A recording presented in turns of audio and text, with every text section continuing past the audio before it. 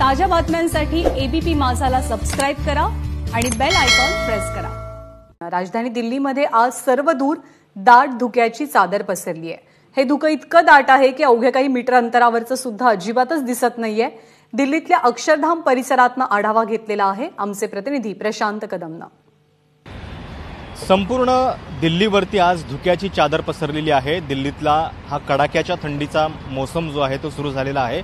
आता मी अक्षरधाम फ्लायओव्हरती सुरू आहे। इथून अगदी 500 मीटर अंतरावरती अक्षरधाम मंदिर आहे। मात्र इतकं दाट धुकं आहे की त्याच्यामुळं हे मंदिर सुद्धा आपल्याला इथून दिसत नाहीये। दिल्लीमध्ये हे असं वातावरण अचानक एका रात्रीमध्ये बदलत असतं आणि काल रात्रीचं वातावरण आणि आज सकाळी जेव्हा दिल्लीकरांची पहाट झाली, सकाळ झाली, त्याच्यानंतर अशा पद्धतीनं संपूर्ण धुक्याची चादर जी आहे ती दिल्लीवरती पसरलेली आहे। डिसेंबरचा महिना आहे। याच महिन्यामध्ये जेव्हा काश्मीर किंवा इकडं हिमाचल प्रदेशमध्ये बर्फ पडायला सुरुवात होते, त्याच्यानंतर दिल्लीची थंडी वाढायला सुरुवात होते। सध्या दिल्लीतलं राजकारण जे आहे ते शेतकरी आंदोलनामुळे तापलेलं आहे। वातावरण म्हणजे पुढं काय होणार आंदोलनामध्ये हे स्पष्ट नाहीये।